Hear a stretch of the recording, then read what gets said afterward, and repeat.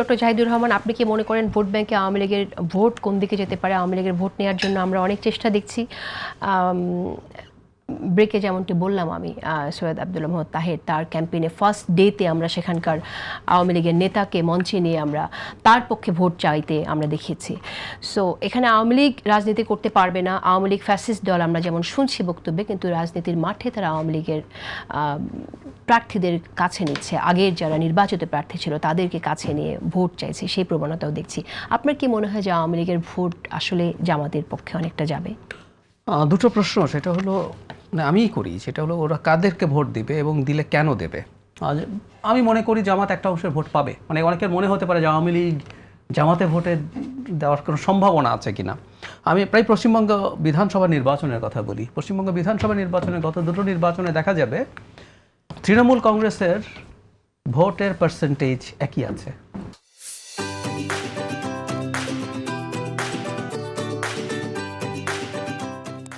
বিজেপির যত percent vote বাড়ছে সেগুলো ঠিক তত পার্সেন্ট কমছে কংগ্রেস এবং সিপিআইএম এর।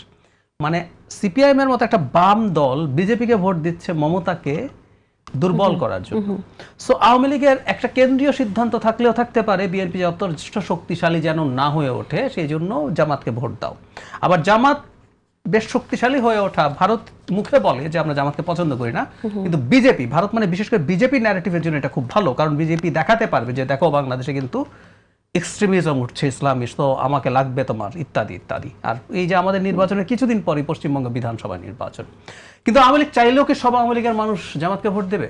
এই যে জামাত মামলা খুব একটা করে নাই, যারা মামলার মধ্যে পড়েছেন তাদেরকে তারা অনেক সাহায্য করার চেষ্টা করছেন, আমি মনে করি দেবে না।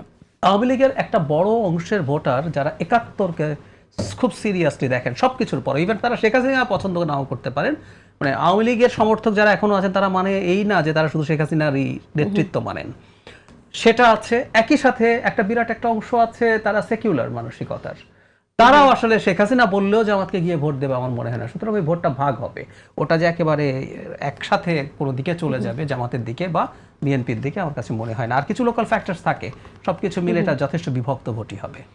ওকে, আমাদের শেষ করতে হবে, একেবারে শেষ সময় এসেছি। আমি ব্যাসার শারীর কবির আপনার কাছে দুটি প্রশ্ন আছে, চেষ্টা করি দুটি প্রশ্নে আনতে। একটি হচ্ছে যে আমরা বাড়ি বাড়ি গিয়ে এনআইডি নাম্বার কালেক্ট করতে দেখছি এবং সেখানে অনেকের অভিযোগ আছে তারা জামাতের কর্মী, নারীদের মোবাইল নাম্বার সংগ্রহ করা হচ্ছে। ব্যক্তিগত তথ্য জামাত ইসলাম কেন সংগ্রহ করছে ভোটারদের?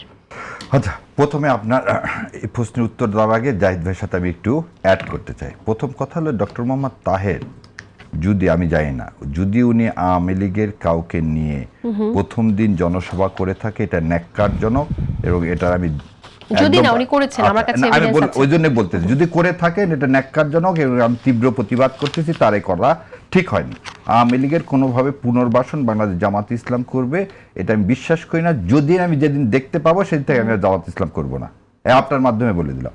কারণ আওয়ামী লীগে, আর দ্বিতীয় কথাটা হচ্ছে আওয়ামী লীগের ভোট বলে কিছু নেই। ভোটই বাংলাদেশের মানুষের ভাগ্য পরিবর্তন করতে সুইং ভোট। সুইং ভোট, এটা ভাইয়ের সাথে একদিন আমাদের আলোচনা হয়েছিল।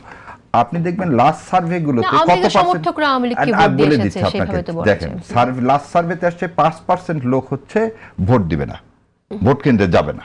সো আওয়ামী লীগের ভোট তো আর 5% না।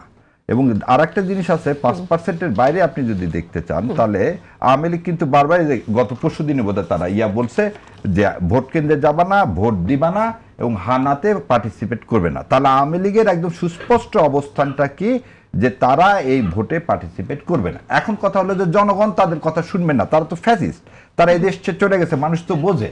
তাই আওয়ামী লীগকে যারা আগে ভোট দিত তারা দেখবে এবার জামাত এবং বিএনপির মধ্যে কারা ভালো তাকে ভোট দিবে। এখানে জামাতের ভোট বলে ফ্যাক্টর, এবং কেউ যদি শেষ করে দিতে হবে একেবারেই সময় নেই। লাস্ট কোশ্চেনটা আমি করছি আপনাকে। বরগুনা জেলা জামায়াত ইসলামের সহকারী সেক্রেটারি জেনারেল মোহাম্মদ শামীম আহসান একটি কথা বলেছেন। তিনি বলেছেন ডাকসু ছিল মাদকের আড্ডাখানা এবং বেশ্যাখানা।